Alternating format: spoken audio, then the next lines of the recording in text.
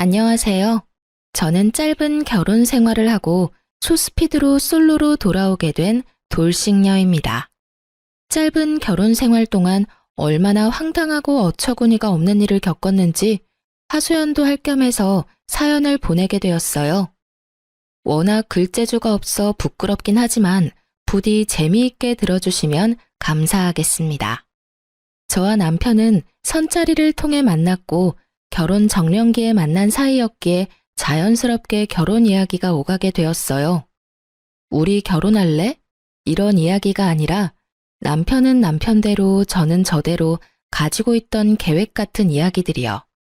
이야기를 나눠보니 남편과 전 결혼에 대해 추구하는 바가 같았고 몇 번의 만남 뒤 자연스럽게 결혼을 전제로 한 만남이 시작되었어요. 그렇게 1년, 길다면 길고 짧다면 짧은 시간 동안 연애를 한 저희는 결혼을 하게 되었죠. 저희가 결혼을 준비할 당시 남편의 형인 아주버님도 결혼을 준비하고 있던 터라 우리 결혼을 미룰까 하는 고민도 했었지만 한 번 미루기 시작하면 한없이 미뤄야만 할 것 같았기에 그냥 진행하기로 했어요. 어차피 부모님 도움을 받지 않기로 합의를 봤던 터라 양가 부모님들도 흔쾌히 허락을 해주셨었죠. 지금 생각하면 하늘이 도망가라고 주신 기회였는데 그것도 모르고 서둘러 결혼까지 했으니 다시 생각해도 저 자신이 안타깝네요. 어쨌든 저흰 결혼을 무사히 마쳤고 잘 살았어요. 그런 저희와는 달리 오래전부터 결혼 이야기가 오가던 아주버님은 상견례까지 하고선 파혼을 하게 되었어요. 상견례 이후 좋지 않은 소리가 오가고 싸웠다는 소리가 적잖게 들리더니 결국 헤어졌다고 하시더라고요. 아주버님의 파혼, 문제는 여기서부터 시작되었어요. 파혼을 하게 된 아주버님은 외롭다는 말도 안 되는 이유로 저희의 신혼집을 자주 오기 시작했고 숨쉬듯 자연스럽게 부부 사이에 눈치도 없이 끼어 시간을 보내려고 하더라고요. 그것도 한두 번이지 웃으면서 넘길 수 있는 횟수가 넘어가고 급기야 일주일에 5번을 오는데 결국 전 폭발하고야 말았죠. 자기야, 이야기 좀 해. 왜? 무슨 일 있어? 화난 것 같은데? 나 지금 화났어. 그것도 아주 많이. 왜? 무슨 일이길래 그렇게까지 화가 났어? 몰라서 물어? 아주버님, 당신 형, 너무 자주 오잖아. 한 달에 한두 번도 뜨악할 일인데 일주일 5번은 해도 너무하잖아. 나 정말 불편해. 시누이가 온다고 해도 불편한데 하물며 아주버님은 남자잖아. 내가 얼마나 불편하겠어? 그리고 우리 신혼이야, 신혼. 아직은 알콩달콩해야 할 시기에 매번 아주버님이 끼어서 그게 뭐냔 말이야. 그러면 파혼하고 힘들어하는 사람 오지 말라고 그래. 힘들다 외롭다를 입에 달고 사는 형을 그냥 내버려 두란 말이야? 아무리 외로워도 너무 자주 오시잖아. 아무튼 이건 아니야. 2명이 사는 게 아니라 3명이 사는 기분이라고. 뭘 또 그렇게까지 말하냐? 불편해도 조금만 참아주면 안 돼? 형이 한평생 외롭겠어. 그냥 형이 좀 편안해질 때까지 조금만 우리가 참고 이해해주면 되잖아. 그게 그렇게 힘들어? 저는 남편과의 대화를 통해 깨달았어요. 말이 통하지 않는 인간이라는 것을요. 형을 많이 따르고 남다른 정이 있다고 생각은 했었지만 이 정도일 줄은 상상도 못했던 거죠. 도무지 말을 들어 먹을 생각이 없는 남편놈을 위해 전 한 가지 묘수를 생각해냈어요. 그날 저녁 남편은 저의 예상대로 제 말은 무시한 채 아주버님과 함께 집으로 함께 들어왔고 집으로 들어온 2사람은 소파에 앉은 손님을 보고 화들짝 놀래더군요. 장인어른 오셨어요? 우리 사위 이제 오나? 사돈 총각도 놀러 왔나 보네요. 아, 네, 사돈 어르신. 오랜만에 뵙겠습니다. 그래요. 전 집으로 아빠를 불렀어요. 남편의 말대로 아주버님이 외로워서 오는 거라면 저희 아빠도 외롭긴 매한가지니 오시라고 한 것이었죠. 갑작스러운 아빠의 등장에 2사람은 적잖게 당황을 하더라고요. 그랬겠죠. 사위 불편하다고 집에는 한 번도 오신 적이 없는 장인어른이 온다 간다 연락도 없이 떡하니 거실 소파에 앉아 계시니까요. 남편은 당황하는 것도 잠시 저를 쏘아보다가 따로 안방으로 부르더라고요. 왜? 나 저녁 준비 중인 거 안 보여? 저녁이고 뭐고 왜 장인어른이 우리 집에 있어? 왜? 당신 형은 와도 되고 우리 아빠는 오면 안 돼? 당신 정말 이런 식으로 나올 거야? 이게 뭐 하는 짓이야, 유치하게. 뭐가 유치한 건지 난 모르겠네. 난 그저 당신이 외로운 형 챙기길래 나도 더 늦기 전에 외로운 우리 아빠 챙기기로 결심한 것뿐이야. 외로운 사람들끼리 다 모여서 저녁 먹자는데 그게 뭐 문제가 돼? 남편은 할 말이 없는지 그저 가자미 눈을 하고 저를 노려보더군요. 그런 남편의 눈빛을 무시한 채 전 거실로 나왔고 거실엔 몹시 불편해 보이는 아주버님과 이 모든 상황이 그저 재미있다는 듯 웃고 계시는 아빠가 있었어요.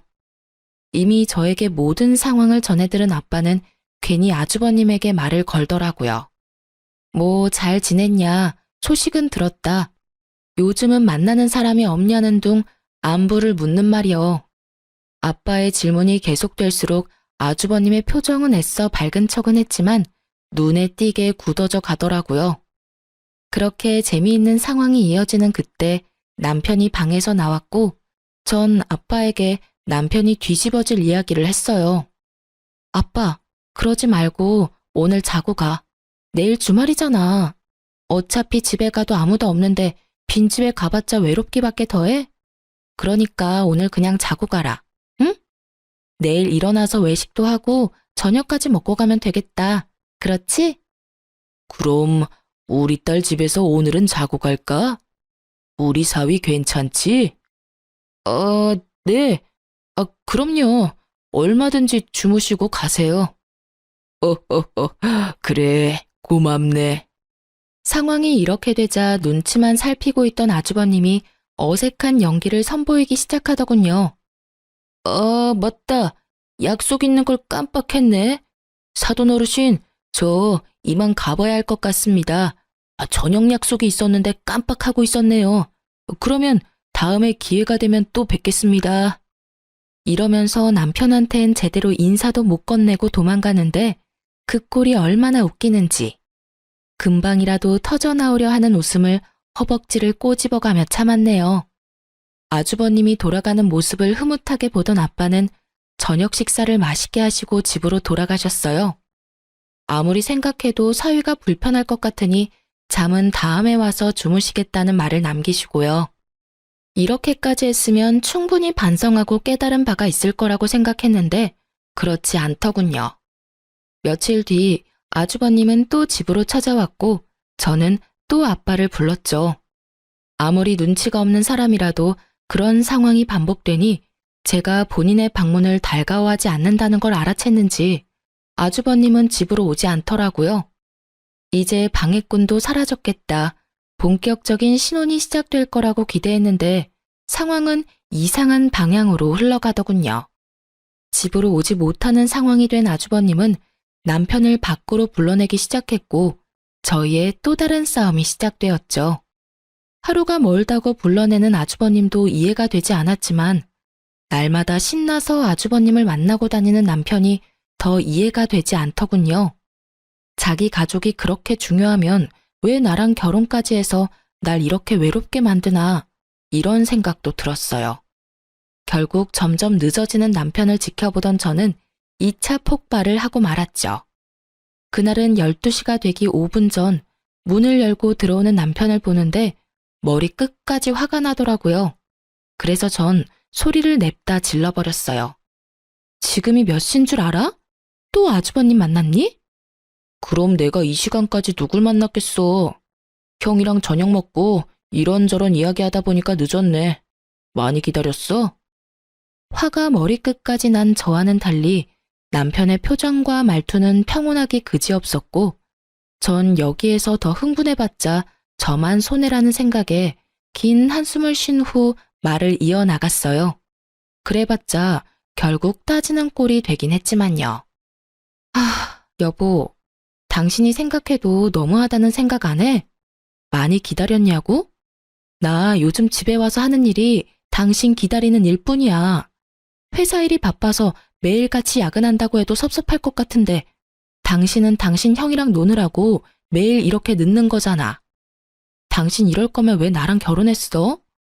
서로 한시라도 떨어지기 싫어서 매일 헤어지는 게 싫어서 결혼한 거 아니야? 그래서 한 결혼인데 왜 난 매일매일 외로워? 왜 이렇게 외로운 거냐고. 아주버님이 당신 친구도 아니고 그렇게 외로우시면 아주버님도 친구들 만나면 되잖아. 왜 하루가 멀다고 당신만 찾아? 난 있잖아. 도저히 이 상황이 이해도 안 되고 이 상황을 어떻게 받아들여야 하는지 모르겠어. 따지는 꼴이 되긴 했지만 전 최대한 감정적이지 않게 말하려고 애썼어요. 싸우려는 목적의 대화가 아닌 이 상황을 슬기롭게 풀기 위한 대화였으니까요. 하지만 남편은 이런 저의 의도와는 다르게 버럭 화를 내며 저를 나무라기 시작하더군요. 그러면 어떻게 해? 결혼하려다가 파혼했다는 소문이 친구들 사이에 다 퍼져 쪽팔려서 못 만나겠다는데. 파혼이 자랑할 만한 일이 아니란 건 저도 잘 알고 있습니다. 하지만 그런 이유로 한 가정의 가장이 된 동생을 날마다 부르는 게 제정신 박힌 사람이 할 짓인가요? 심지어 친형이? 말도 되지 않는 이유도 기가 막히는데 더 기가 막히는 말을 하기 시작하더군요. 당신이 우리 형이 집에 오는 것만 방해하지 않았으면 이런 일도 없었잖아. 나도 날마다 밖에서 형이랑 밥 먹고 시간 보내는 거 피곤해. 나라고 뭐 마냥 좋은 줄 알아? 그러게 누가 장인어른 내세워서 그딴 짓 하래? 이런 걸 보고 자업자득이라고 하는 거야. 알겠어? 이게 전부 내 탓이라고? 애초에 아주버님이 우리 집에 날마다 찾아오지만 않았어도 이런 일은 없었어. 어디서 모함질이야? 전 결국 참았던 화를 분출해버렸고 남편은 더는 말도 하고 싶지 않다며 방으로 들어가 버리더군요. 정말 그 순간 남편을 따라 들어가서 당장 이혼하자고 해버리고 싶은 걸 겨우 삼켰습니다. 그놈의 사랑이 뭔지. 이혼을 하기엔 그때까진 저는 남편을 너무 사랑했고 결혼한 지 얼마 되지 않았으니 맞춰가는 과정이라고 생각도 했던 것 같아요. 왜 그런 생각을 했는지 지금은 이해가 되지 않지만 그땐 그랬어요. 그 뒤로도 저희 싸움의 주된 원인은 아주버님이었고 그 싸움은 점점 잦아졌어요. 그러던 어느 날 저의 분노는 완전히 터지고 말았고 제 입에선 결국 참았던 이혼이 튀어나오고야 말았죠. 비록 이혼하자가 아니라 이혼이야 하는 경고성이 가득한 말이었지만 저에겐 마지막 경고와도 같은 것이었습니다. 그날도 남편은 아주버님과 저녁을 먹고 들어오겠다며 문자를 보내왔고 전 제 할 일을 하며 남편을 기다렸어요. 하지만 남편은 돌아오지 않았고 아침 해가 뜰 때까지도 남편은 오지 않더군요. 연락도 없이 외박이라니. 그쯤 되니 오기가 생겼고 저도 연락은 하지 않고 기다렸어요. 그렇게 기다리고 기다리던 남편은 정오가 넘어서야 집으로 뭉구적거리며 들어왔고 전 그야말로 터지고 말았어요. 야, 너 진짜 미쳤어? 네가 제정신이야? 외박? 미쳤지 미쳤어. 당장 어디서 뭘 했는지 설명하지 못해? 노발대발하던 저의 모습에 남편은 우물쭈물 눈치만 살피고 있더군요. 이 새끼를 어떻게 해야 하나 깊은 고민에 빠져드는 그 순간 시모에게 전화가 왔습니다. 아가, 아범 잘 들어갔니? 어제 아범이랑 네 아주버님이랑 우리 집에서 밥 먹고 술을 한잔 했는데 그만 잠이 들었지 뭐니. 나도 먼저 잠들어서 오늘 아침에야 둘 다 여기서 잠든 걸 알았어. 아침에 너한테 연락한다는 게 애들 밥 챙기다 보니까 깜빡해버렸어. 걱정 많이 했지? 내가 진작 연락을 했어야 했는데 늙으면 이렇게 깜빡깜빡 한다니까. 누굴 바보로 아는 것인지 시모의 말은 절 납득시키기엔 부족했고 짜고 하는 말이 분명하다는 생각만이 가득했어요. 그렇다고 따지고 들자니 증거가 없더군요. 그래서 전 이 원흉의 싹을 잘라내기로 했어요. 당신 앞으로 다신 아주버님하고 만나지 마. 명절에 시댁에서 보는 건 어쩔 수 없지만 그 외에 밖에서든 시댁에서든 사적으로 만날 생각도 하지 마. 한 번만 더 이런 일 있으면 우리 이혼이야? 당신도 알지? 내 입에서 이혼이라는 말 나온 이상 절대 번복은 없다는 거. 아, 알겠어. 진짜 미안해. 앞으로 형 만나지 않을 테니까 화 좀 풀어. 연애할 때도 홧김에라도 헤어지잔 말을 해본 적이 없었어요. 남편에게도 늘 말했었죠. 그런 말은 함부로 하면 절대로 안 되고 내 입에서 그런 말이 나오면 정말 마지막 기회이니 절대로 같은 잘못을 저지르지 말라고요. 남편도 그 말을 기억하는지 싹싹 빌며 제 마음을 달래주려고 노력했고 전 정말 마지막으로 주는 기회라고 다시 한번 강조해서 말해주었어요. 저의 경고가 있고 난 뒤 이대로는 정말 이혼당하겠다 싶었는지 남편이 좀 더 가정에 신경 쓰고 노력하는 모습을 보여주기 시작하더군요. 아주버님의 연락도 받지 않았고 어쩌다 통화라도 하는 날엔 장인어른 핑계를 대며 나가지 않는 모습도 보이더라고요. 전 한 번의 외박이 문득문득 떠올라 신경이 쓰이긴 했지만 한 번쯤은 그럴 수 있다. 시댁에서 정말 술을 많이 마시고 잠들었겠지 라고 생각하며 애써 그 생각은 하지 않으려고 애썼어요. 앞으로 남편이 달라진 모습을 보이고 가정에 잘하면 큰 문제가 될 것 없다고 생각했으니까요. 그렇게 몇 달 남편은 저에게 충실했고 그야말로 100점짜리 남편이었어요. 전 다시 남편에게 조금씩 신뢰라는 것이 쌓여갔고 그 무렵 남편은 일이 바빠져 늦기도 했지만 저녁 10시를 넘기는 일이 없었기에 그런가 보다 하며 다른 쪽으론 의심하지 않았어요. 전 너무나도 안일하게 일상을 보내고 있었던 것이었어요. 그러던 어느 날 저에게 청천벽력 같은 일들이 한꺼번에 일어났어요. 그 당시 제가 다니던 회사 사정이 어려워져 인원 축소에 들어가게 되었고 유부녀인 저는 권고사직 1순위 대상자가 되었죠. 결국 전 아무것도 못 챙기고 쫓겨나기 전에 소정의 위로금을 받고 권고사직을 받아들이기로 했어요. 20대 시절을 다 갈아 넣었던 회사였는데 유부녀란 이유로 퇴사를 해야 할 상황에 놓이자 그 허탈함을 감출 수가 없더군요. 짐을 챙겨 회사를 나오며 터지려는 눈물을 꾹 참고 남편에게 전화를 걸었더니 낮 시간이라 회사 일이 바쁜지 전화를 받지 않더라고요. 당장 하소연이 하고 싶은 마음은 굴뚝이었지만 바쁜 남편 괜히 신경 쓰이게 하지 말자는 마음에 그냥 집으로 갔어요. 그런데 전화를 받지 않던 남편은 집에 이미 와 있더라고요. 그것도 낯선 여자와 함께요. 아침에 남편이 신고 있던 신발 옆에 제 것이 아닌 여자 구두가 현관에 나란히 있었고 두 사람은 욕실에 함께 있는 듯 목소리가 들리더군요. 이게 무슨 상황인가 아주 잠깐 멍했던 것 같아요. 하지만 이내 이 놀라운 상황이 파악되더라고요. 제가 퇴사당한 것을 상상치도 못한 남편놈은 제가 그 시간에 집으로 돌아올 거란 생각은 전혀 하지 못했고 집으로 여자를 끌어들여 욕실에서 좋은 시간을 보내느라 제가 오는 소리조차도 듣지 못했던 것입니다. 집에 여자까지 끌어들인 새끼가 어쩜 그렇게도 조심성조차 없는지 당장이라도 욕실 문을 열어젖혀 두 연놈을 가만두고 싶지 않은 마음을 억누른 채 일단 밖으로 나와 지하 주차장에 세워진 제 자동차에 몸을 실었어요. 그리고 전 미친 남편 새끼를 어떻게 처리해야 할지 생각하고 또 생각했어요. 도저히 그냥 이혼만으로는 제 분이 풀리지 않을 것 같았거든요. 그러면서도 제 두 눈은 공동 현관문만을 주시하고 있었죠. 그렇게 머리론 생각을, 눈은 공동 현관문을 보고 있는데 주차장에 익숙한 자동차가 빠른 속도로 들어오는 것이 아니겠어요? 그 차는 아주버님의 차였는데 차 안에는 아주버님과 함께 여자가 타 있었고 놀랍게도 집에서 나온 두 연놈이 자연스럽게 아주버님의 차를 타더라고요. 그 모습을 보는데 손뿐 아니라 다리까지 다 떨려오더군요. 눈물도 나지 않았어요. 그저 머릿속에 이 치욕감과 배신감을 어떻게 되갚아줘야 두 발 뻗고 잘 수 있을까? 이 생각만이 가득했죠. 전 제대로 된 복수를 위해 사람을 붙이기로 결심했고, 얼마 후 남편의 자료를 받은 날, 저는 정말 경악을 금치 못했습니다. 사건의 전말은 이러하더군요.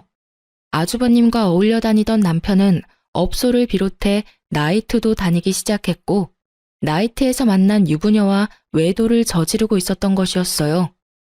그런 미친 짓을 하는 남편놈의 곁엔 아주버님이 늘 함께였고, 아주버님 역시 행실이 대단히 더럽더라고요.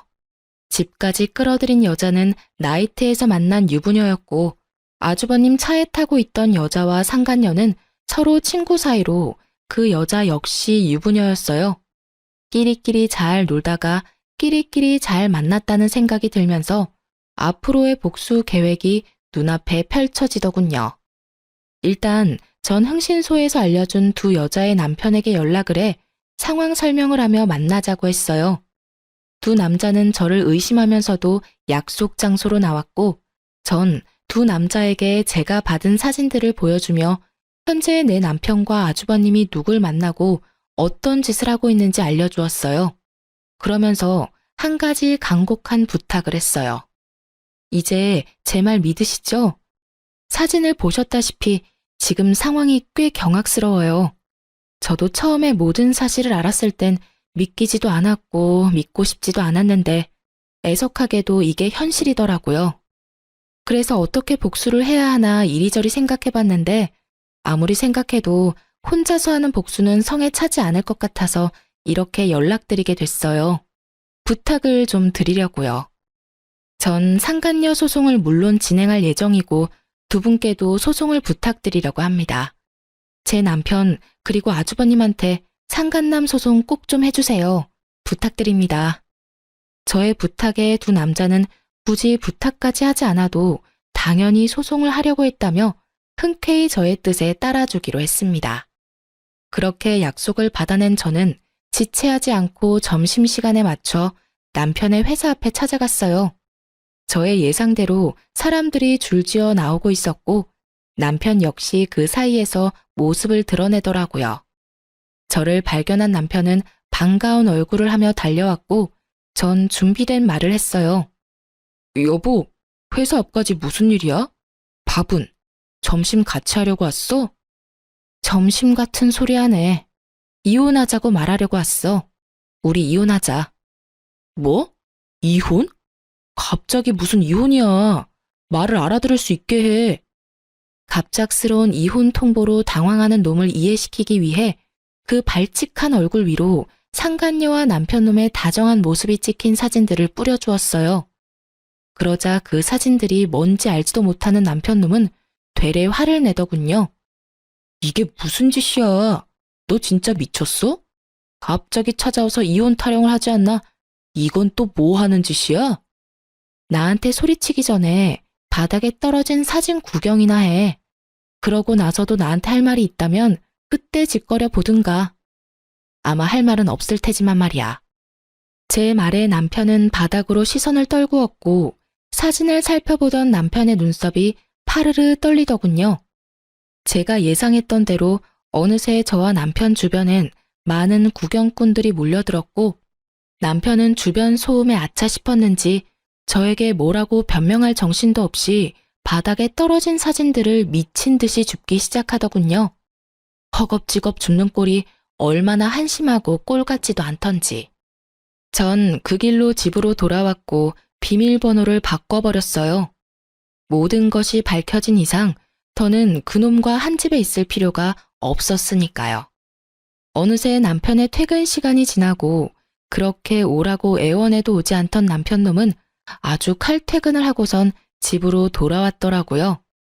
비밀번호를 누르는 소리와 문을 두드리는 소리가 번갈아가며 들려왔지만 당연히 전 문을 열어줄 생각이 없었고 조용하다 싶었던 남편은 시댁으로 갔는지 시모에게서 전화가 오기 시작하더군요. 그 역시 상대할 가치가 없다고 생각한 저는 시모 전화도 무시했고 그 후로도 시댁의 모든 연락에 무시로 일관했어요. 그렇게 전 연락은 절대 받지 않으며 바쁘게 지냈습니다. 변호사도 선임하고 혹시 모를 상황을 대비해 소송 준비도 시작했죠. 변호사분 말씀으론 증거가 워낙 확실해 걱정할 것 없다고 했지만 뭐든 확실한 게 좋았던 저는 준비한 자료들을 확인하고 또 확인했어요. 그날도 마찬가지로 변호사분과 만나 이혼과 소송에 관해 이야기를 나누고 집으로 돌아왔는데 글쎄 저희 집 도어락이 다 뜯겨 있더라고요. 처음엔 도둑이 들었나 싶었어요. 처참하게 뜯긴 도어락을 보는데 집에 들어가기가 꺼려지더라고요. 경찰에 신고를 하려는 순간 뜯긴 도어락 구멍 사이로 낯익은 신발들이 보이더라고요. 전 설마 하는 마음으로 집으로 들어갔고 그 설마는 저희 집 거실에 현실이 되어 있더군요. 모두 예상하시다시피 시모와 남편 그리고 아주버님까지 제 집인 양 소파에 앉아 절 기다리고 있더라고요. 정말 이게 무슨 상황인가 싶으면서도 어이가 없더라고요. 문이 잠겨 있어 열지 못하면 돌아가거나 얌전히 기다려야 하는 게 상식 아닌가요? 남의 집 도어락을 뜯어내는 것이 범죄라는 걸 전혀 알지 못하는 듯 세 사람은 제가 집으로 들어가자 각자 팔짱을 끼며 노려보더군요. 이게 무슨 짓들이세요? 밖이 너무 춥지 않니? 비밀번호는 모르고 그렇다고 다 늙은 내가 언제까지고 기다릴 순 없는 일이잖니. 그래서 사람 불러서 문 좀 열고 들어왔다. 그렇다고 남의 집 문을 뜯으면 안 되죠. 이거 전부 범죄라고요. 알긴 아세요? 뭐? 범죄? 너 정말 말 섭섭하게 한다. 에휴, 일단 흥분을 가라앉히고 좀 앉아보렴. 당장 경찰을 불러야 하나 하는 고민도 있었지만 문득 무슨 말을 하려고 저리도 당당한 표정인가 싶어 대화라는 걸 해보기로 했어요. 당당한 얼굴을 한 시모의 입에서 나오는 말은 뻔뻔하기 그지없더라고요. 내 이야기 다 들었다. 네 마음이 어떨지는 같은 여자인 내가 잘 알아. 그렇지만 그렇다고 멀쩡한 남편을 닭 쫓듯이 쫓아내면 어떡하니? 남자가 사회생활을 하다 보면 실수할 수도 있고 그런 법이야. 그런 걸로 쫓아내고 이혼하면 이 세상에 관계를 유지하고 있는 부부가 어디 있겠어? 이게 무슨 개소리인가요? 요즘 세상에 남편의 외도를 덮고 넘어가는 여자가 대체 어디 있다고 저런 소리를 하는 건지. 거기다가 실수요? 스쳐간 여자만 아니라 고정적으로 만나고 있는 여자가 있는데 실수라뇨.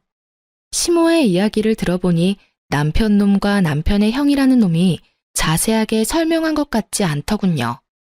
하긴 남편 놈은 제가 상간녀 한 명만 알고 있다고 생각했을 테니 나머지 더러웠던 자신의 행동은 굳이 설명하고 싶진 않았을 거예요. 전 제 눈치를 살피고 있는 남편에게 말했어요. 아, 그러세요? 단 한 번? 그러면 당신이 대답해봐. 100번, 1000번 양보해서 사회생활하다 일어난 단 한 번의 실수였으면 내가 다시 한번 생각은 해볼게. 정말 모든 걸 다 걸고 단 한 번뿐인 실수가 맞아? 남편 놈은 제가 모든 거를 알고 있다는 사실을 모른 채 기다렸다는 듯 타이밍 좋게 눈물까지 글썽이며 준비한 대사를 뱉어내기 시작하더라고요. 그 모습을 보는데 정말 구역질이 다 나더군요. 정말이야. 나 정말 한 번, 그것도 충동적으로 스치듯 만난 여자였어. 마음을 준 적도 없고 정말 실수였어. 앞으로는 그런 일 절대 없을 거라고. 무슨 이어달리기도 아니고 남편 놈의 말이 끝나자 아주버님이라는 작자가 말을 이어받아 남편 놈의 변호를 하고 나서더군요. 이 녀석 말 다 사실이에요. 재수씨, 제가 다 증명할 수 있어요. 이 녀석은 바람을 피울 녀석이 못 된다고요. 아, 그래요? 저 사람이 바람 피울 사람이 못 된다. 이 말이죠? 예. 그리고 재수씨가 이번 일만 넘어가 주시면 제가 다신 이 녀석 불러내지 않을게요. 밖에서 따로 만나서 술을 마신다거나 시간을 보내는 일은 절대 없을 겁니다. 약속드릴 수 있어요. 각서 쓰라고 하시면 각서도 쓸 수 있어요. 이런 와중에도 당당한 시모와 금방이라도 내게 무릎을 꿇고 싹싹 빌 것만 같은 두 남자를 보고 있자니 어이가 없어 웃어버렸어요.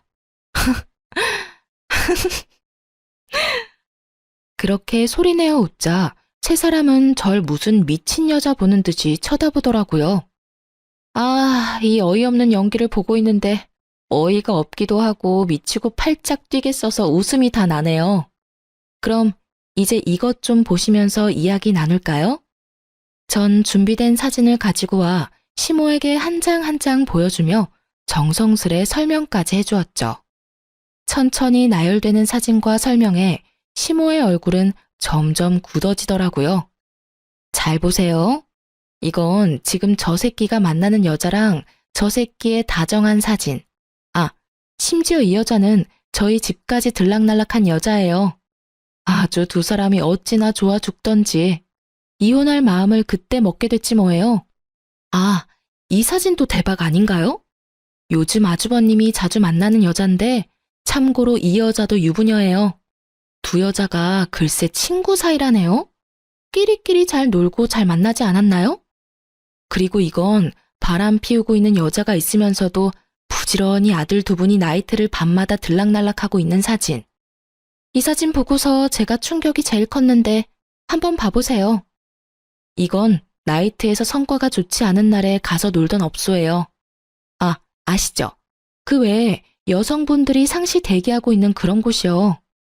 여러모로 참 놀랍더라고요. 그 중에서도 제일 놀랐던 게 체력이에요. 정말 체력도 대단하지 않아요? 이러고 밤늦게까지 놀고 집에 들어왔으니 싸울 틈도 없이 머리만 쳐대면 잠을 잤겠죠.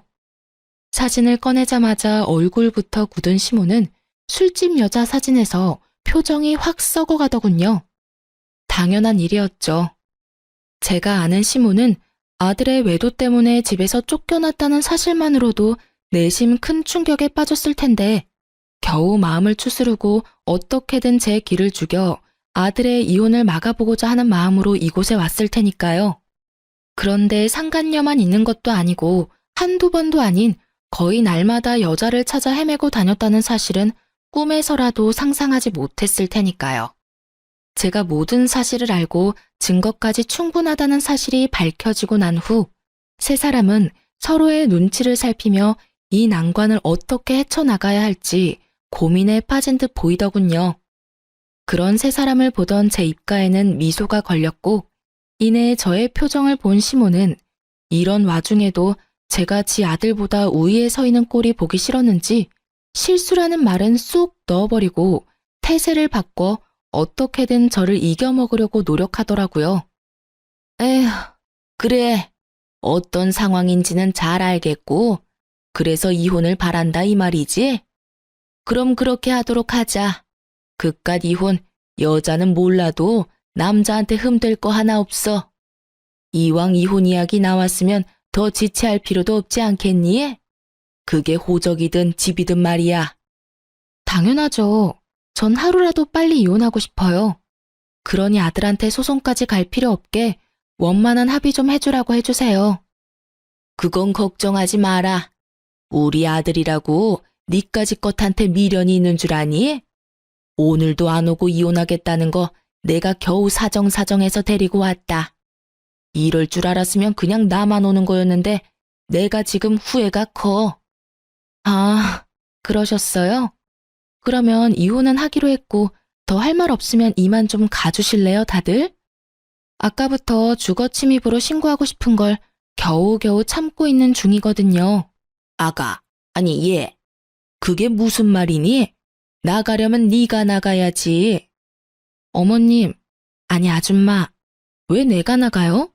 나가려면 당신네들이 나가야죠. 참, 여기 엄연한 내 아들 집이다. 그러니 당연히 네가 나가야지.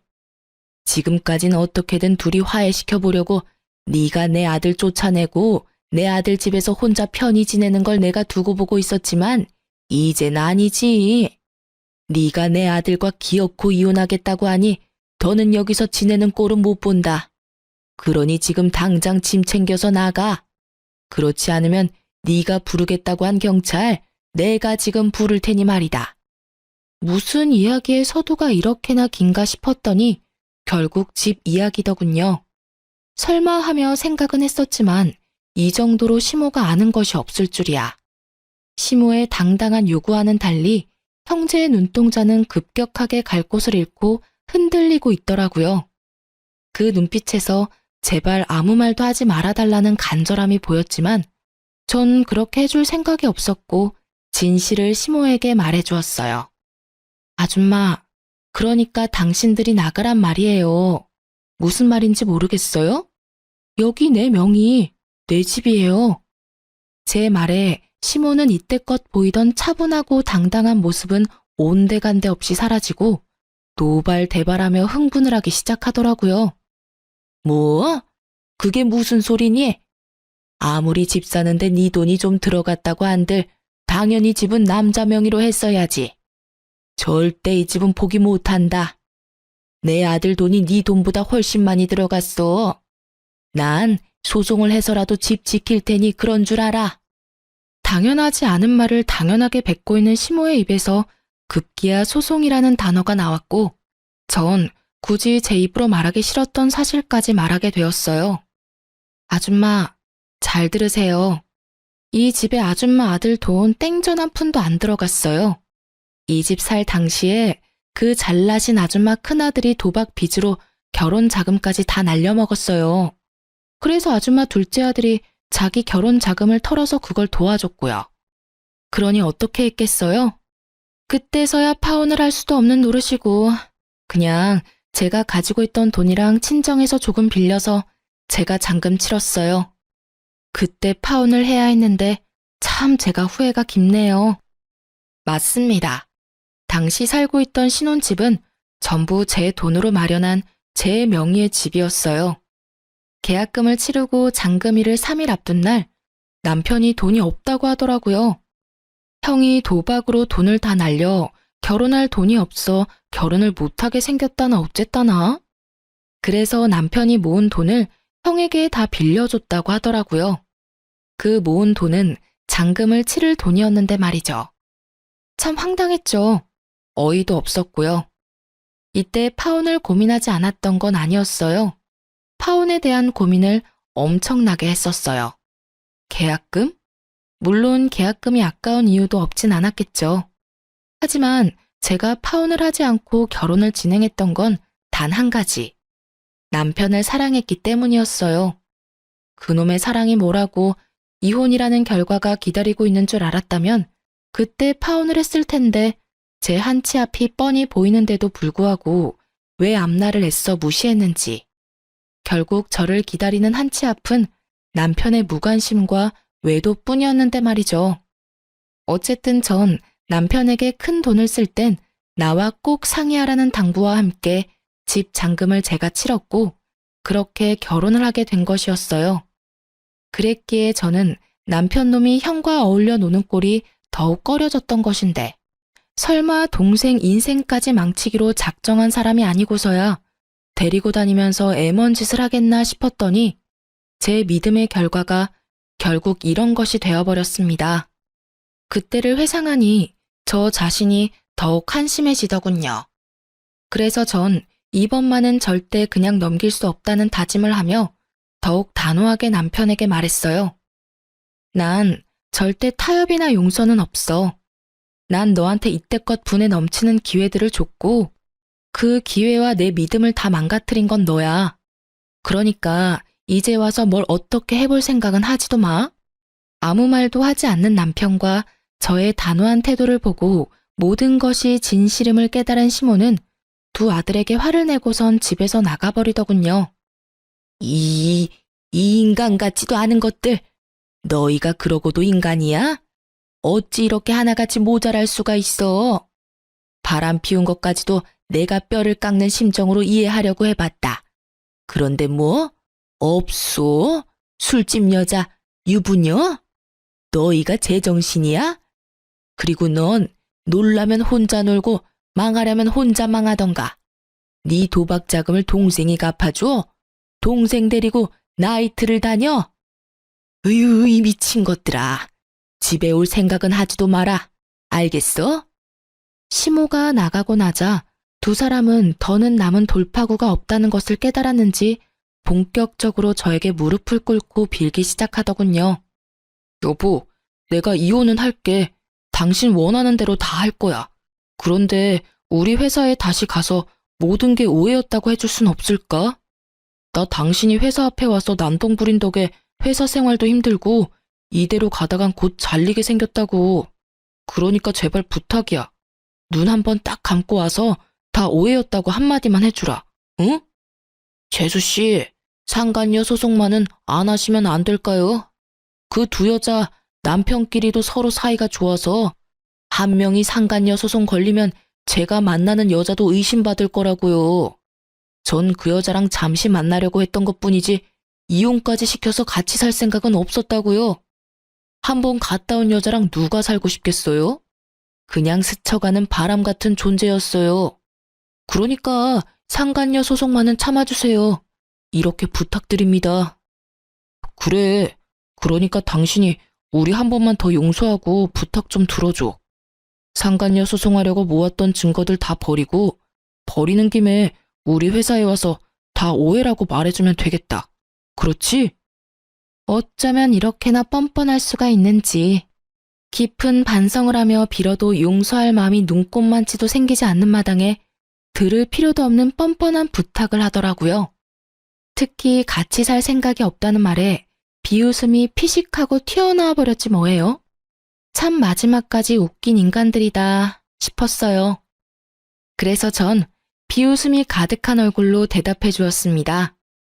내가 그 부탁들을 들어줄 것 같아? 꿈도 크다. 내가 왜 굳이 그 사람 많은 점심시간에 회사 앞까지 찾아가서 이혼하자고 하며 사진을 던졌겠니?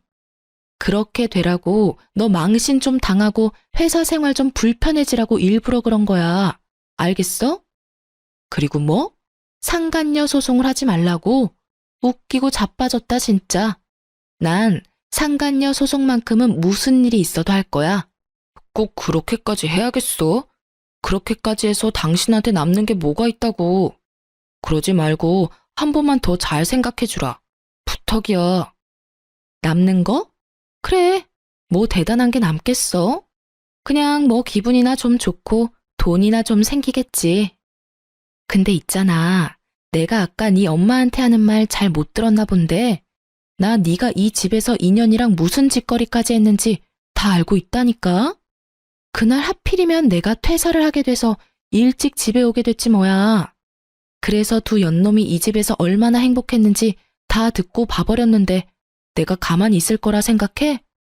날 얼마나 우습게 봤으면 바람 피운 것도 모자라서 다른 곳도 아니고 신혼집에 여자를 데리고 와? 네가 제정신이야? 네가 사람 새끼냐고. 저의 울분에 두 사람은 더는 말을 잇지 못하더군요. 그저 고개를 떨구고 한숨 섞인 눈물만 흘릴 뿐이었죠. 하지만 그런 그들의 모습에도 제 화는 조금도 사그라지지 않더군요. 그래서 전 그들을 더욱 절망에 빠뜨릴 말을 해주었습니다. 그리고 깜빡해서 말 못했는데 곧 상간남 소송도 들어올 거야. 내가 너한테 이혼하자고 한 날 그 여자들 남편 만나서 다 알려줬거든. 두 사람 다 상간남 소송은 당연히 하겠다고 하더라. 이참에 깔끔하게 이혼들 하시고 자유롭게 만나면 되겠네? 아무튼 자유롭게 만나든지 말든지 그건 알아서들 하고 돈이나 준비해 두 사람 다. 내 위자료, 상간남 위자료, 돈 들 일 많을 테니까 말이야. 아 맞다. 오늘 도어락 부수고 주인도 없는 집에 막무가내로 들어온 것도 무단 침입으로 걸 거니까 여러모로 각오하는 게 좋을 거야. 제 말에 두 사람은 손이 발이 되게 빌기 시작하더군요. 이미 제 손을 떠난 일인데도 불구하고 말이죠. 전 울고불고 하는 두 사람을 경찰에 신고했고 총알처럼 빨리 와주신 경찰관이 두 형제를 끌고 나감으로써 상황은 마무리되었네요. 그 뒤론 일사천리였어요. 이혼하는 데까지 시간이 걸리긴 했지만요. 이혼이란 게 이혼할 거라고 마음만 먹으면 금방 끝나는 줄 알았는데 그렇지 않더라고요.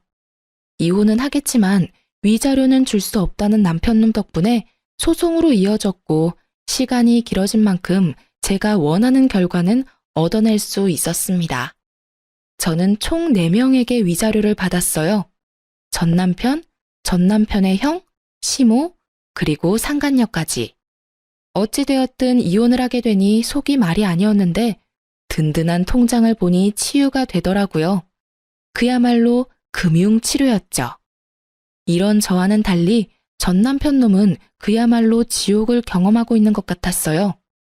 마지막으로 법원에서 만났을 당시 행색이 형편없는 것도 통쾌했지만 절 정말로 통쾌하게 했던 건 전 남편의 말이었어요. 내가 요즘 어떻게 사는 줄 알아? 빚도 빚이지만 회사 생활이 아주 개떡 같다고. 내가 너 때문에 요즘 사는 게 아주 지옥이야, 지옥. 내가 너 매정한 건 알았지만 어떻게 그렇게까지 매정하냐? 네가 그딴 년이니까 내가 바람까지 핀 거야. 알겠어? 그래, 그거야. 네가 빚에 허덕이는 것도 회사 생활이 개떡같이 된 것도 곧 회사에 잘리게 되더라도 거긴 내 탓은 하나도 없어.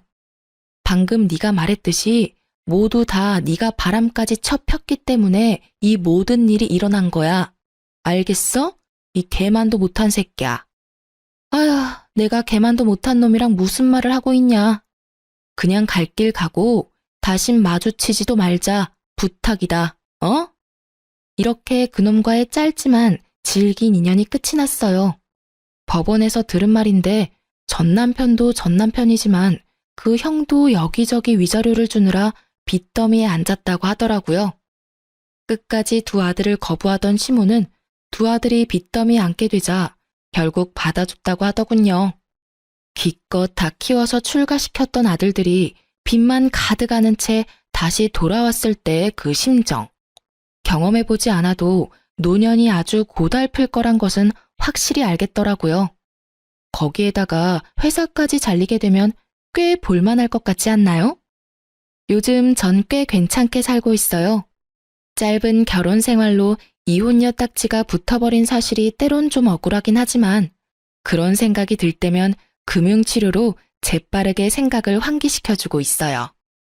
그러면서 그 모든 걸 참고 살았으면 제 명예에 살지 못했을 거라며 위안으로 삼고 있어요. 아, 취업도 했어요. 비록 아빠의 사업체이긴 하지만요. 지금은 격리 업무를 보고 있긴 하지만 곧 현장에도 투입되어 실무도 배우게 될 것 같아요.